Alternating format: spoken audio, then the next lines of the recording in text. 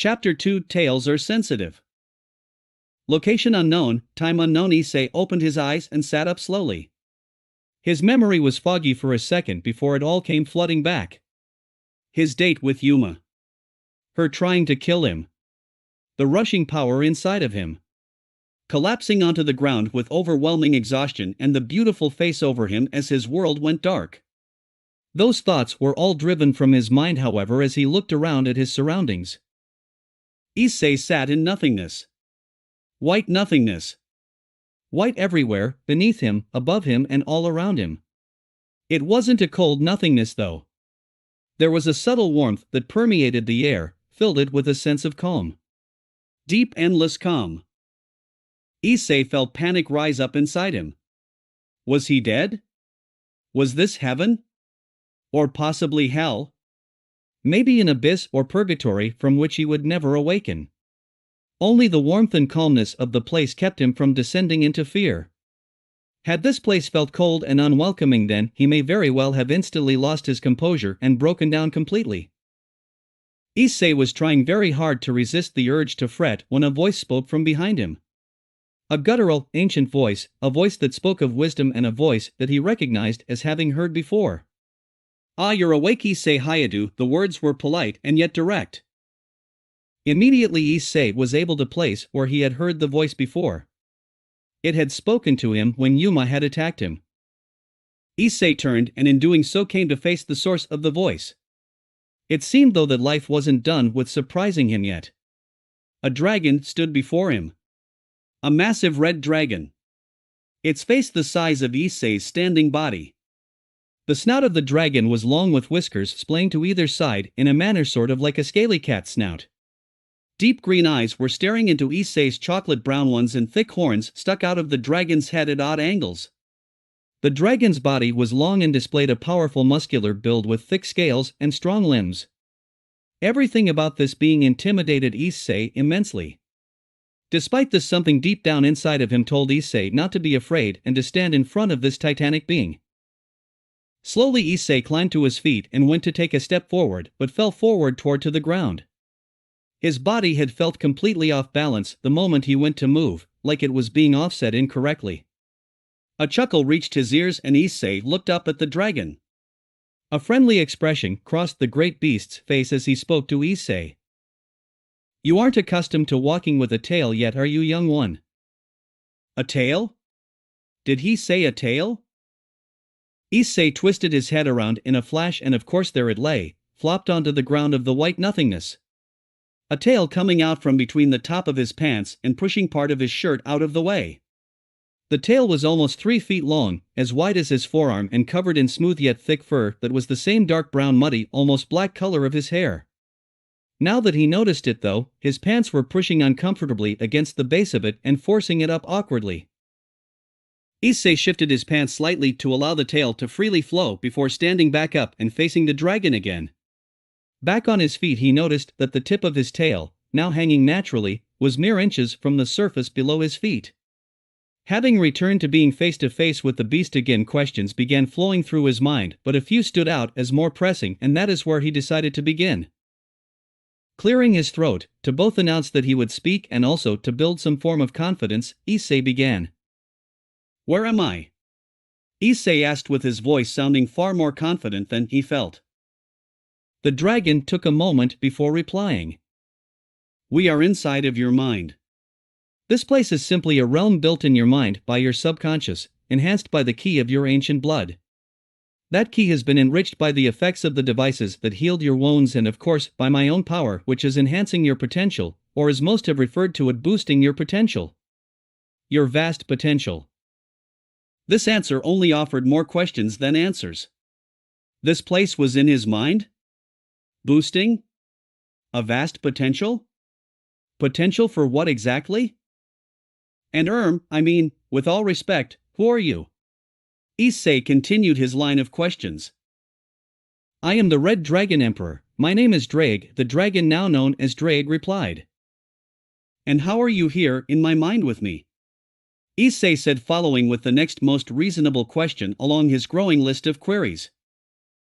"I have always been with you, Issei."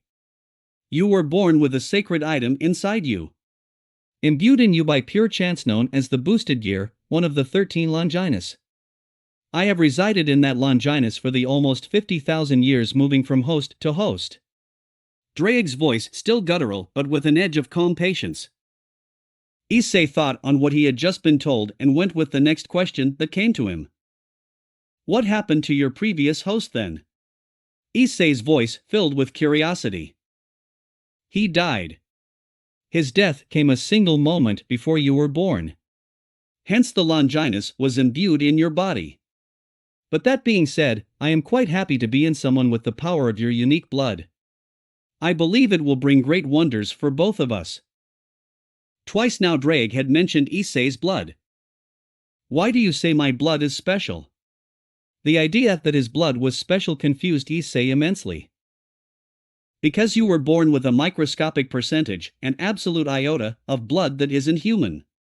Deep in your ancestry is a mix of blood from a once powerful warrior race known as the Saiyans. That was not an answer Issei had expected to hear, and it was something he never would have though in his wildest dreams of being told. Specifically being that his blood wasn't human. Issei stood motionless. This was a lot to take in.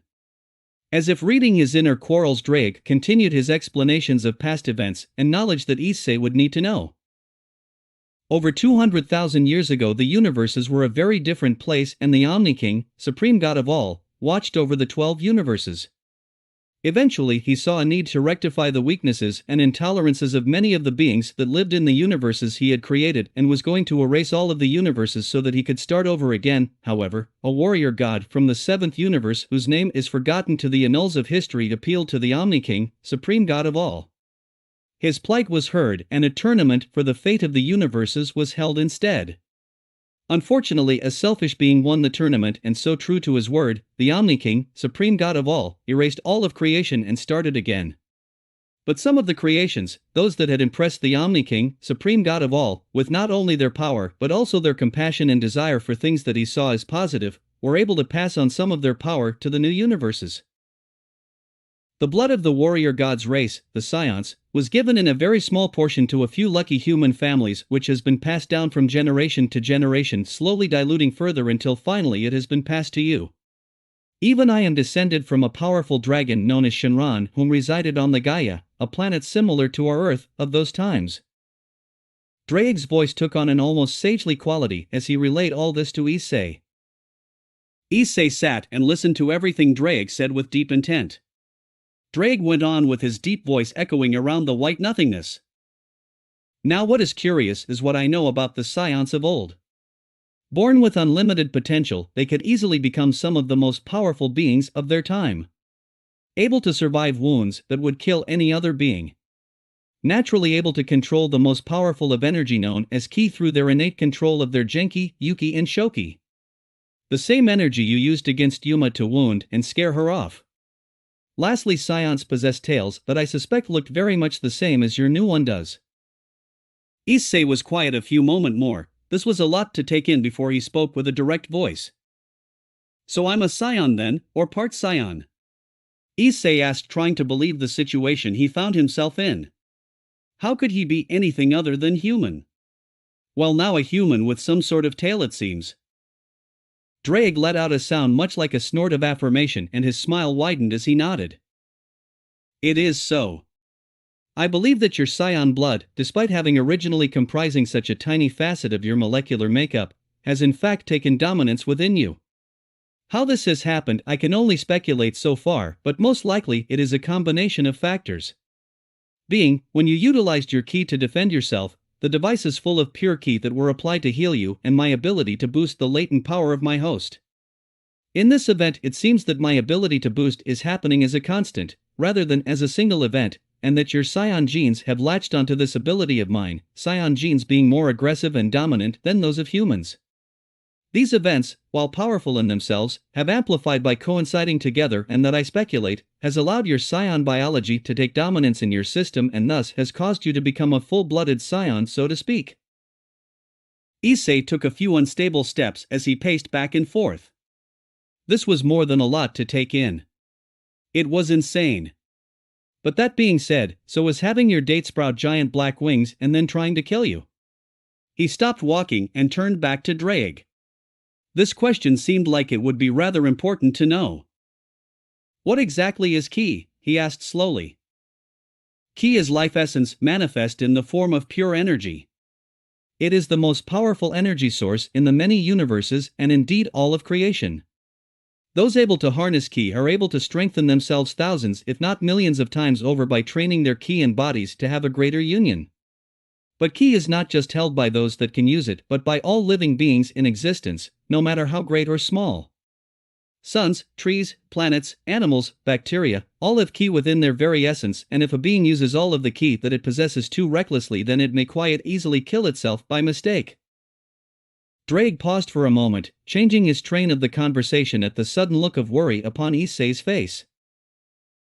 You need not worry, however, as that is a rare event these days, as so few know how to wield the pure form of ki as you can, and you will be fine, as I will be here to guide and mentor you through the use of your ki. Issei's worry at the idea of accidentally killing himself diminished with the reassurances of the great dragon, and he took a deep breath, visibly relaxing. Drake swallowed momentarily before continuing on, the young scion before him silent, awaiting as much knowledge as he could get on this predicament that faced him. As I just said, few wield true ki in this age. To understand why, you must first understand the underlying nature of ki. Ki is broken into three elements: the mind or shoki, the body or genki, and the will or yuki. Many different beings are able to use the shoki, but far less can harness the yuki. For without the yuki connecting the shoki and genki together, there can be no drawing upon the true potential of the power of ki. It is for this reason that their power is only a mild imitation of the true ki. Drake spoke carefully, as if ensuring that he got the facts right himself before speaking. Issei thought on the concept of ki for a moment. He was still feeling tense and apprehensive about the concept of wielding a power that he could inadvertently kill himself with. However, the great dragon's assurances took the strain off him greatly. His mind then moved over to the weapons and power that Yuma had used against him. Did that mean that he could wield power stronger than hers? Was the true ki the heat that he had felt? The massive energy that had filled his hand? It seemed that he did have the scion blood all along, if everything Drake had said so far was correct. As Issei pondered these things, he noticed once again that he could feel a background warmth to the air around him. He had assumed the warmth of the white nothingness was not relevant, but now thinking on the warmth he had felt in the fight, and now the air around him brought another question to mind. I can feel a warmth in the air. Is that my ki that I am feeling? Issei asked simply. A basic question, but the next logical in line, and one that helped him to understand what he had been told. Drake nodded his great head slightly with a twitch of a smile upon his lips. Indeed. Issei thought quietly for a moment more on what he had been told before another question entered his thoughts. How do you know all this? He asked in a manner that wasn't meant to appear rude. As I said, I am one of the two descendants of Shinran. A great and powerful dragon far beyond myself, who interacted with the most powerful scions to ever exist. Ones who became more powerful than almost all the gods. I even have some of their memories. Images and sequences that may be able to help you as you grow stronger. Drake's offer was interesting, and Issei thought it through. Would he need to become stronger? Well, definitely a bit. He didn't want to run the risk of being killed or badly injured again. Especially not if some crazy woman wanted to kill him to take his power somehow. Issei nodded and Drake nodded in reply. We will have to wait, I think, until you have learned to control your ki properly before we try anything more challenging, though. Okay, Issei replied simply. That seemed like the best idea. Learning to control the power which could kill him if used incorrectly was definitely a high priority, but that led him to another thought and worry, one that Issei voiced as it came to him. You mentioned a few times that you can enhance or boost my potential. Can it hurt me? Can you expand on this further? Drake wet his mouth with his tongue before continuing his explanations to his young associate. It is the greatest skill that I possess in my arsenal to assist those that I bond with. I am able to, through my Longinus, to grant my wielder an ability to temporarily boost and enhance their strength, speed, stamina. Their physical abilities, if you will. Noticing the look of amazement on Issei's face, Drake continued quickly.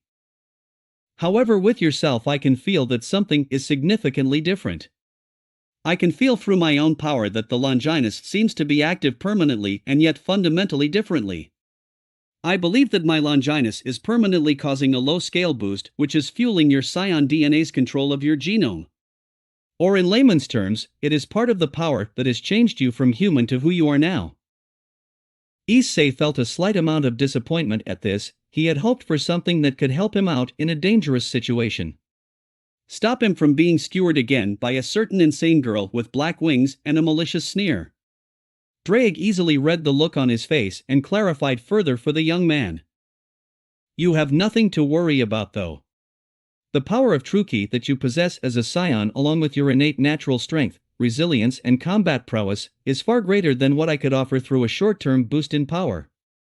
While it may not be evident now, training, growing and nurturing your power will take you far further than I have ever been able to provide for previous hosts. Drake explained this with a deeply satisfied smile forming on his serpentine face, and Issei smiled back toward the Dragon Emperor. It seemed he would just have to work at it then. Both could feel the drive that was developing in the young man. An urge that he almost couldn't explain that seemed to scream excitedly at the prospect of pursuing greater strength. With this feeling of motivation and drive still fresh in the air, a further ponder came to Issei. One that he realized was rather crucial to his current circumstances. Drake, how will I get back here? His confusion at how he had specifically arrived in this place of white nothing was evident in his voice. This is your mind, Issei. You can come here anytime you clear your thoughts or sleep if you wish. I will always be waiting here for you from now on. We have bonded by the power of your Longinus awakening. Now we are partners. Drake stated these facts absolutely and as if there was no room for argument. It is time for you to wake up now though. You should close your eyes and concentrate on your world, and if you clear your mind correctly then I believe you will no longer be here when you open your eyes. Drake instructed of the young scion in a patient tone. Issei did as was suggested and closed his eyes. He could hear the deep breaths of the dragon.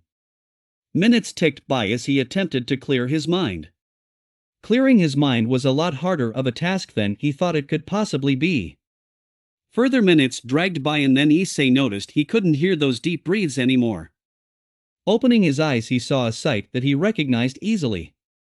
His own bedroom. Gremory Mansion. Rias walked through her home trying to locate her brother, Grafia or Ajuka. She had taken Issei to his home, checked his wounds to ensure that he was properly healed and tucked him into his bed. With him secure and safe, she had considered leaving a note but chose against it. She would speak to him at school on Monday and just allow the boy to rest and recover.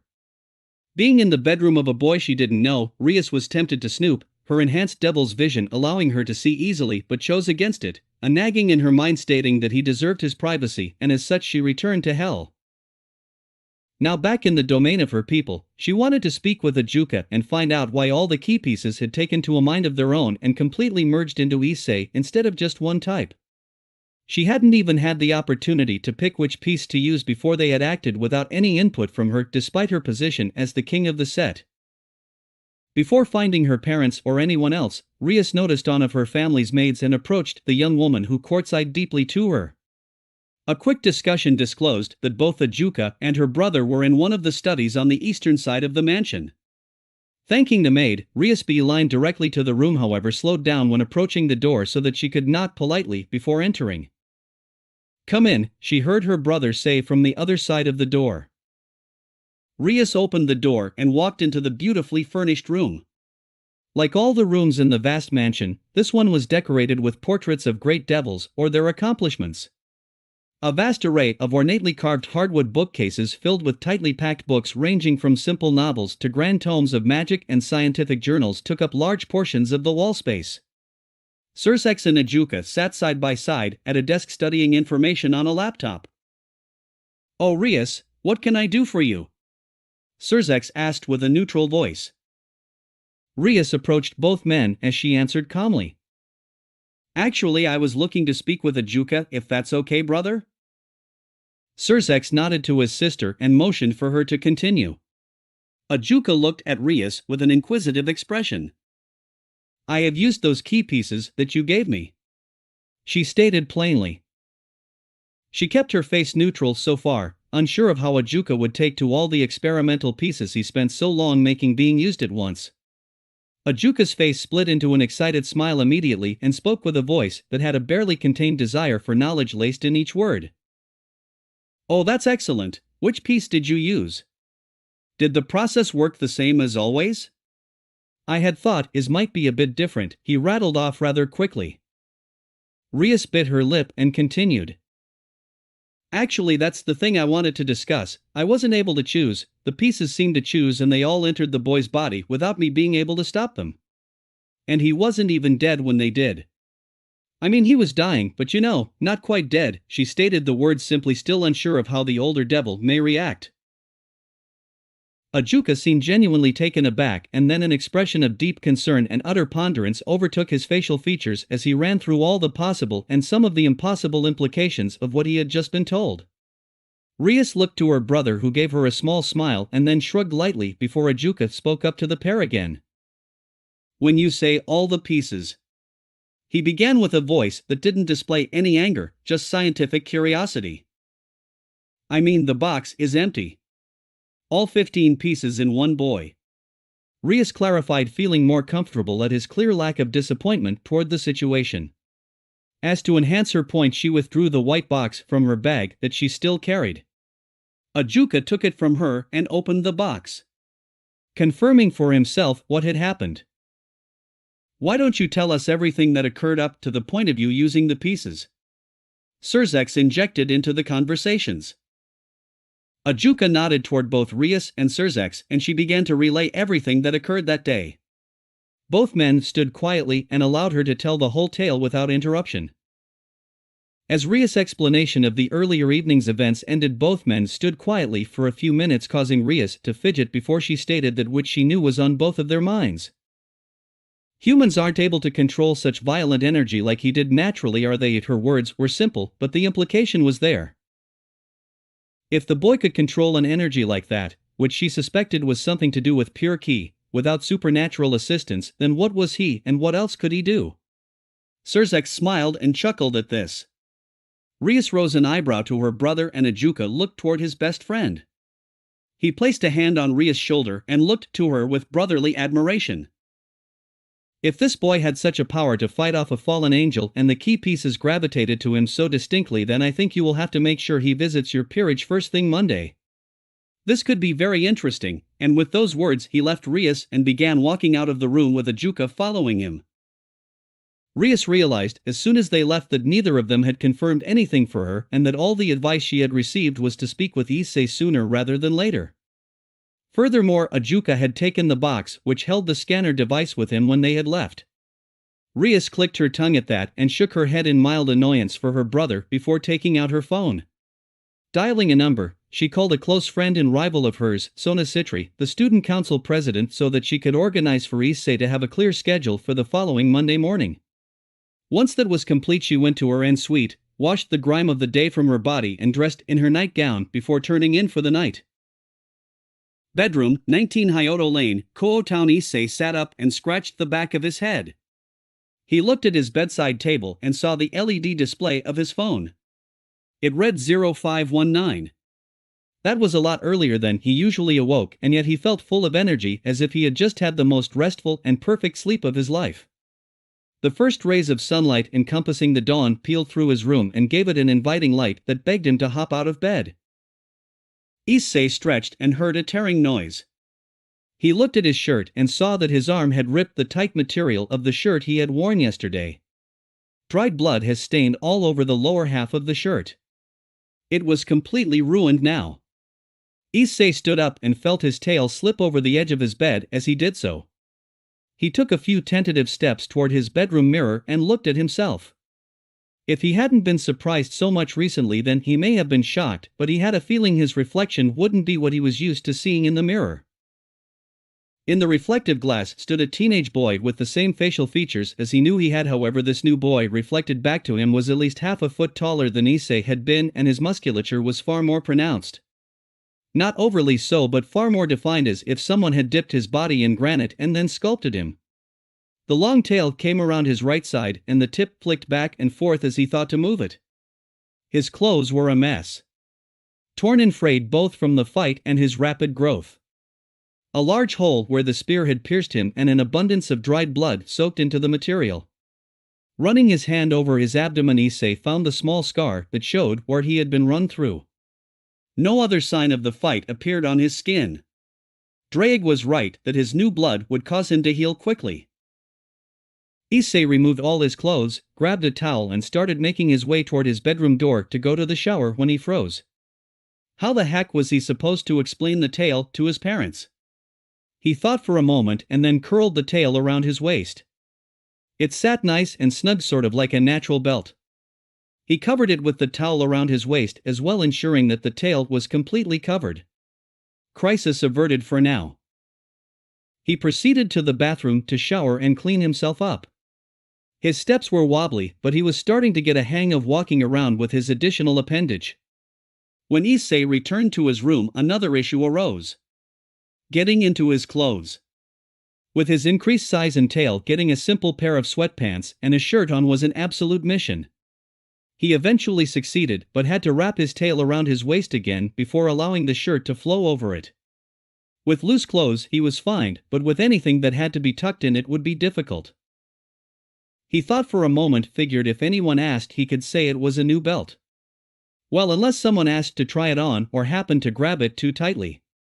Issei had already discovered that his tail was a bit sensitive to harsh treatment when he closed the shower door on it and almost screamed out from the pain. He would have to remember it was there to avoid further mishaps. Issei returned to his room and pondered with what he should do with the day. It was when thinking of this that another thought entered his mind. How exactly had he got home? The last thing he remembered from the evening before was the face above him. Red hair and aquamarine eyes. Not exactly the easiest description to try and find someone, but Issei had to admit, from what he could remember, she had been beautiful. Did Drake know how he had gotten home? He was about to attempt to speak with the dragon when another noise filled the room. A raucous growl that could easily be mistaken for a wild beast, but he identified as being his stomach, informing him that it was in need to nourishment. Food was the pressing matter of the day, and Issei slipped out of his room and down the hall to the kitchen. He filled his bowl with cereal and ate at a pace that was almost inhumane before returning for more and then more again. Before he knew it, he had consumed 8 bowls and finally felt satisfied. Was that normal for him now? Yet another question to ask. Rinsing out his bowl, Issei could hear the sounds of his parents waking up. Despite the walls between their room and the kitchen, he could make out the sound of rustling sheets, their feet on the floor in movement. He quickly decided that he didn't want to confront them yet without understanding his changes further and retreated hastily to his room. With the door almost closed, his father exited his bedroom and noticed the movement of his son closing the door. "Morning, son, you're up early," Goro stated between yawns as he wiped his glasses on his shirt before putting them on. Issei spun around and presented only his face through the gap of the almost closed door. "Yeah, I have a big project that I need to work on today."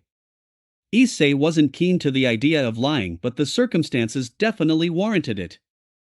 "Excellent, work hard then." Issei closed the door and for once was thankful that his parents were workaholics who valued academic performance highly.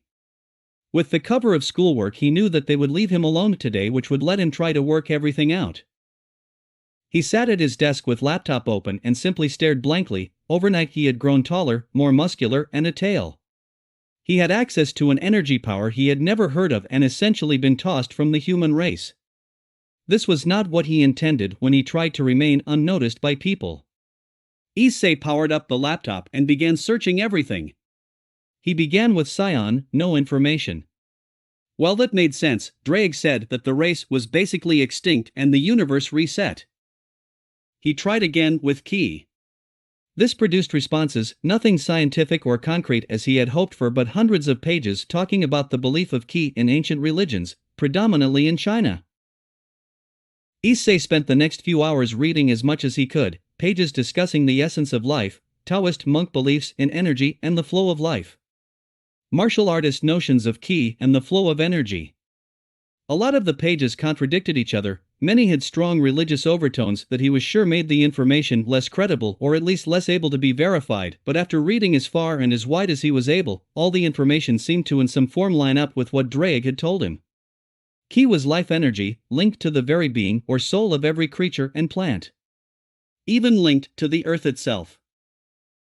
A knock on his door brought Issei from his inquiries, and he quickly checked that his tail was hidden before calling, "Come in." His mom opened the door, a plate of 3 sandwiches in her hands. "You've been working hard, how is the assignment going?" Issei scratched the back of his head, well, getting there. A lot to research. Biology and all that. Keep at it. Your father and I will be heading out tonight for our date night, so we will leave you some money to get dinner. His mother then paused whilst looking at him. Have you been working out? Issei just smiled sheepishly. Yeah, push-ups and stuff, you know. I just want to be in shape. She eyed suspiciously him for a moment before smiling dismissively. That's good, but remember that your studies come first. With that she left, closing Issei's door, and he let out a sigh of relief. He wasn't sure if she believed him about the push-ups. It had been all he could think of on the spot. Now with his mother gone though, his focus fell solely on the food in his room, which found itself consumed in another display of record-breaking eating by the new saiyan. The remainder of the day flashed by as fast as the morning had, with Issei becoming engrossed in trying to learn as much as he could about the power that had been thrust upon him and segue into trying to study as many religions as he could.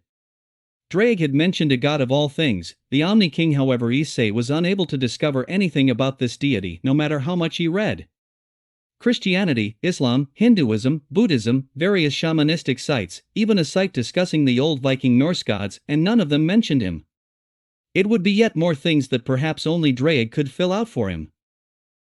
Evening arrived and Issei heard the telltale sound of his parents calling out goodbye to him and the front door closing.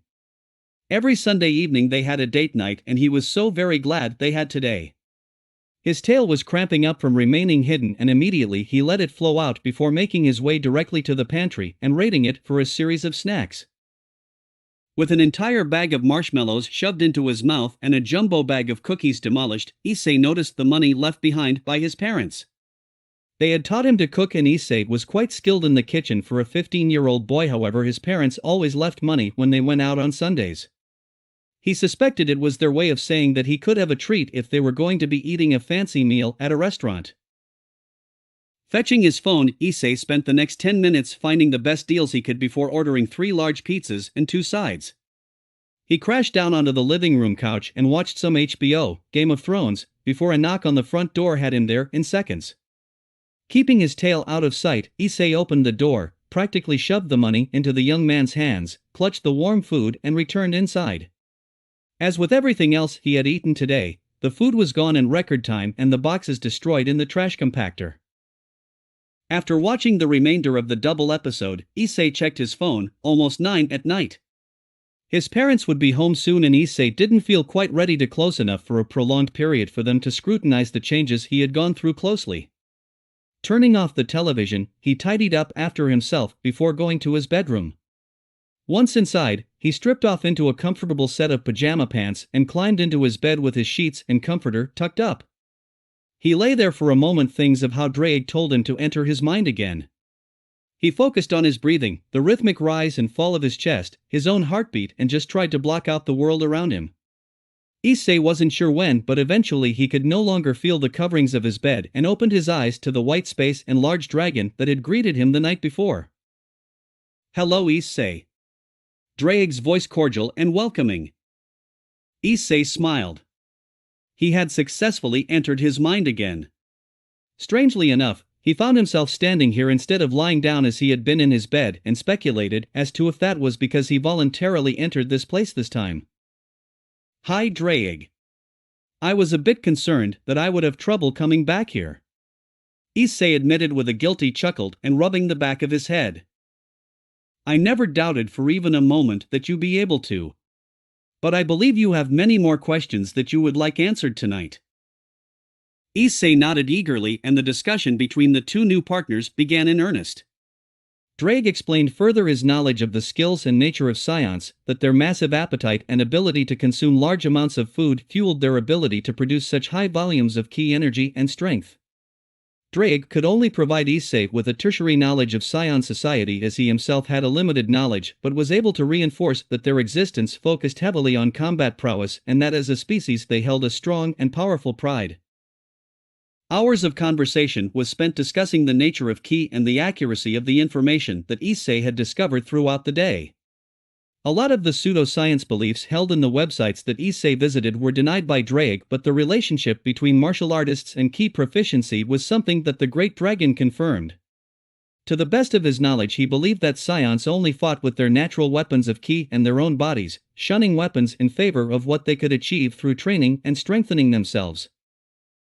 Finally, the end of their discussion approached and Issei broached the final topic that he wanted to cover tonight. He knew others would arise and further nights would fill them in. So, the Omni King. I couldn't find anything on him. Drake rumbled a noise in his throat like a chuckle. I would expect not. He isn't one for religions as far as I know. Not very much is known of him. Think of him as the god of all gods. As much as you know of gods is what they know of him. That wasn't the most clear answer he could receive, but it did fill enough information for Issei to know that he wasn't going to get any more and to simply move on. All in all, the night had been a very useful endeavor. He learnt a lot more about the energy he could now wield and the race that he had been forced into becoming. While it still wasn't exactly the situation he wanted, Issei was determined to gain the most from it. Forearmed is forewarned, or as the saying went. Issei said his goodbyes to Drake before closing his eyes once again and focusing on the calm within himself.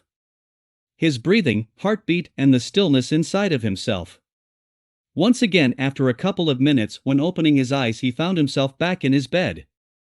Sitting up, he found himself completely refreshed once more, and so began the day as he had the one before, showering whilst ensuring the safety of his tail and then struggling to put on his school uniform. If he had thought that his casual clothes were difficult, getting the uniform to fit his newly enhanced frame was an absolute struggle, and he worried that he may tear his clothes if removed too vigorously. After finally succeeding and ensuring his tail wore as much out of sight as possible and wrapped to appear to be a belt, Issei walked down the hallway and the delicious smell of perfectly cooked food wafting toward him. His mother had cooked breakfast for the family. Issei was cognizant that his stomach all but roared at him over the smell of food, as if he had never eaten a meal before. He took a seat at the table and proceeded to pile his plate to the point of overflowing before shoveling the largest portions possible into his mouth with his fork at as fast a rate as he could possibly manage.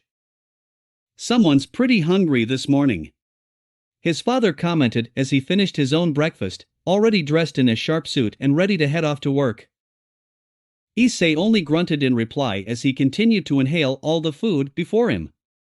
Lucky for him, both his parents were workaholics and far too concerned with getting off to work as quickly as possible to notice the peculiarities of their son's eating habits this morning, Miki having told her husband that Issei was working out now and Goro summing his appetite up to the increase in physical activity.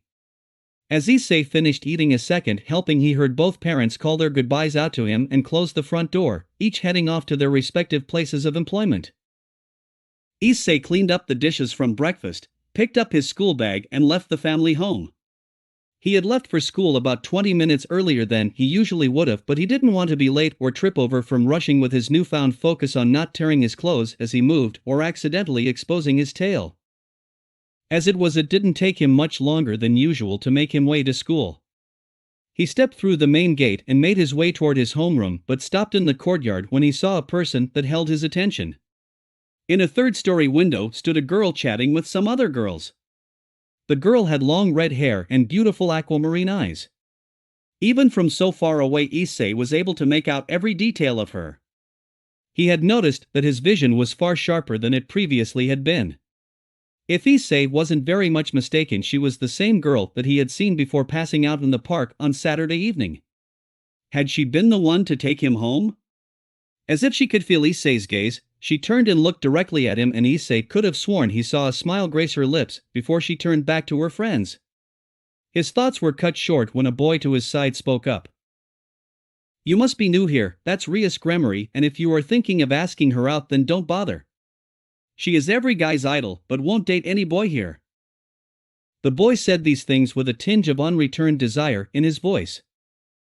Issei thanked the boy, slightly annoyed that he thought Issei was new when he had been here for over 7 months already.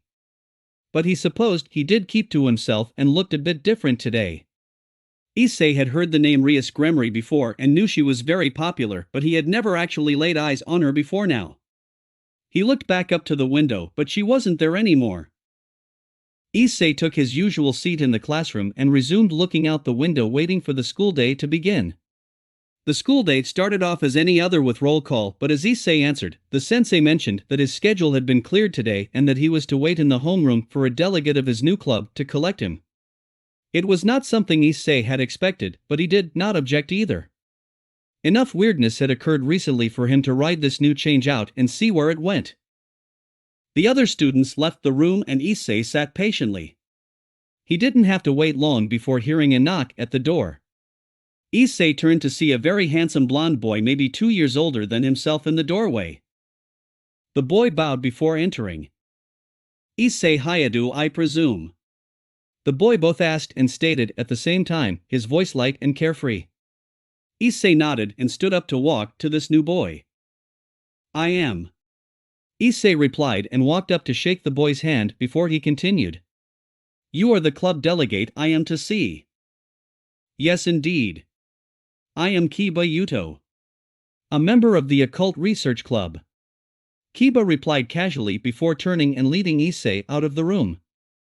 The pair walked in silence, not an uncomfortable silence, but not exactly a comfortable one either. The young man led Issei out of the school building, across the grounds and down a lightly wooded path toward an old-looking building to the far rear extremes of the school property. Upon reaching the building, Kiba held the door open and motioned for Issei to head inside. Issei entered the dimly lit building and found himself in a den of sorts. Comfortable couches sat around the room. Crimson curtains covered the windows, only allowing a portion of light to fill the room. Lamps were turned on to stop the room being too dark and drab. A thick red rug sat in the center of the room. A fireplace with an inviting hearth filled the room with warmth, and lastly bookcases and an office desk took up the far corner of the room.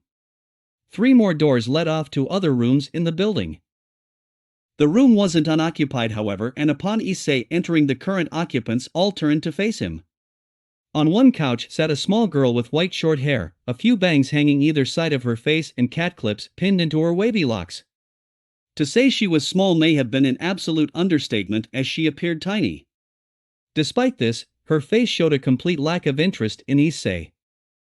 The next was a girl on the couch opposite to the first girl. She was almost as tall as Issei and possessed a stunningly beautiful figure with a very full chest, long black hair, violet eyes, porcelain skin and gorgeous face. She was possibly one of the most beautiful young women Issei had even seen. Her gaze seemed to be judging Issei as if she hadn't made up an opinion of him yet, but as his eyes met hers she winked at him seductively. The last member of the room was the only one Issei recognized. Rias Gremory sat behind the desk on a comfortable office chair, her chin in her hands with her elbows on the desk. At seeing Issei she stood up and walked around the desk, coming toward him smiling sweetly. "Issei, so good of you to come," she spoke with a sweet, smooth, almost flirtatious tone of voice that Issei instantly took a liking to. "Thank you, Miss Gremory," Issei replied politely. He may be just taller than her and the tallest in the room thanks to his overnight growth spurt, but she was his elder and he would show respect. "Oh, there is no need for formalities here," Rias began with a smile before continuing. "I suppose you are wondering why we had you brought here." Issei kept his face friendly but neutral before replying. He saw that Kiba had taken a seat next to the white-haired girl. "I imagine it has something to do with Saturday night's misadventure, unless I am missing something," he stated with simple absolutism. Rias nodded and indicated for Issei to move into the center of the room. Issei moved over to where she had led him and she took a breath before speaking. What would you say if I said the girl who attacked you last night wasn't a human at all but was in fact a Grigori, or in plain speak a fallen angel, and furthermore that it was myself who saved you from dying? Rias' voice was light yet direct, in a friendly yet to-the-point manner as she spoke to Issei. Issei replied calmly, I'd believe you easily enough. It's not the craziest thing I've heard or seen recently. At least not within the last 36 hours. Rias paused for a second. He took that very easily. Definitely a lot easier than she had expected him to. I see. Well then how about if I told you that we, all of the members of the Occult Research Club, are in fact devils and that, by saving your life, I am now your master? Rias stated in a matter-of-fact manner, her voice still holding its light quality. This time Issei was less than prepared for what she said. They were devils? She was now his master? Excuse me, he said in a plain voice. Clearly this time he was at least partially startled by what she was saying. Rias smiled and indicated for her friends to stand up. As they did so, crimson light filled the room. The glow of the light reached its zenith before abating. Issei could now see large black leathery bat-like wings protruding from the back of all the members. Issei stood still for a second. Was he about to be attacked again? Before he could make up his mind to do something, the small white-haired girl walked straight up to him. She only stood as high as his chest and she began to sniff him. The other devils just watched her, and it seemed that just like Issei, they were not too sure of exactly what she was doing. As she continued to sniff around him, her face getting closer and closer to his body, she came to Issei's tail, still wrapped around his waist like a belt, and paused for a moment. Issei was about to ask her what she was doing when she bit into his newest appendage. The pain was sharp and deep, instantaneously causing Issei to jump and yelp out. His tail unwrapped and flared out of the back of his clothes defensively. It was now the devil's turn to be confused. He had a tail. That didn't usually happen when someone was resurrected. Issei stepped back from the white-haired girl, trying to get the pain in his new sensitive body part under control as he glared at her. Damn! That hurt! Why the hell did you do that? Issei demanded a bit more harshly than he should have toward the short younger girl, all the while rubbing the tip of the furred flesh with his hands to alleviate some of the pain. Before the small girl could respond, though, Rias cut in. You have a tail. Why do you have a tail? You should be a devil because I revived you. Well, not quite revived, but I did heal you with my new set. Her voice was confused, inquisitive, and if Issei could hear properly, a bit apologetic for his being bitten. I don't know why. But I do know I'm not a devil. Can you explain to me why you think I should be one? Issei said whilst trying to control the pain in his voice. His tail continued to throb profusely and he moved away from the small girl as he now eased the massaging of the angry furred appendage to allow it to sit comfortably curled into the air behind him. Rias nodded and motioned for everyone to sit, including Issei. As he took his seat, one next to the dark-haired girl and as far away from the short girl as possible, he noticed the wings of all the others receding into their backs and vanishing as if they had never been there in the first place. Once everyone was comfortable, Rias relayed how she had found Issei and saved his life. She also explained the new pure key piece set that had been given to her by Ajuka. She paused and then continued by explaining how they had seemed drawn, almost driven, to Issei. Issei understood most of what she said, having either lived through the events, or from having had many of the questions he would have most likely asked already answered by Drake. Well, that all makes sense to me, it even clarifies a few things, he stated when she finished. It does? The taller black-haired girl said with shock in her voice. Because that makes no sense to me. I have never even heard of this pure key before, or how it is different to the shoki, or even how an evil set piece could have it. Her questions taking on a slightly frustrated tone, as if these things undermined her understanding of elements to her life she felt she should have understood in full. Rias went to answer, but Issei beat her to it, explaining the origin and element of pure key. He went on further as well by giving a brief overview of how scions were able to naturally draw upon and use it. His explanation being significantly more in-depth than Rias had known about. She realized that Issei may know more about pure key than he was letting on and decided to ask him directly. Issei, how do you know so much about pure ki? For millennia only the Shoki has been known and utilized by our people. Also, what is this saiyan race that you mention? She asked with her voice unintentionally sweet. Issei looked at her for a moment, trying to work out if he should spill the beans to this group about everything Drake had told him, but in the end he decided he would. They had been upfront with him and he did owe Rias his life. Issei proceeded to relay all the information that Drake had told him in detail. The components and nature of ki. The origins of the saiyan race and how the ancient blood had survived the reset of the universes. The group was silent throughout his explanation, and as he finished Rias nodded. She took a moment before commenting that she now understood why Yuma had targeted him. Issei gave her a puzzled expression and Rias went on, "It was your boosted gear. The Longinus that is housing the mythical dragon, Drag. She wished to claim it for her own. You are lucky that your natural ability to wield your stronger ki allowed you to fight her off." As Rias had been explaining this, the girl with dark long hair turned to Issei and looked him over with an almost predatory look before she spoke up. "So your pure ki is strong then? As strong as our Shoki magic can be?" "I'd like to see that," she made the final statement in a flirtatious voice that brought a tinge of redness to Issei's face. Her whole demeanor was very alluring if Issei was being honest with himself.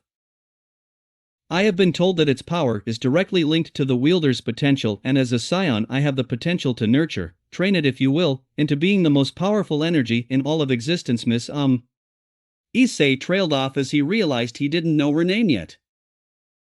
Rias made a slightly embarrassed sound and looked around. "Oh sorry, I forgot to introduce you to everyone. Issei, this is Akino Himojima and Kaneko Toju," she indicated to each girl as she introduced them.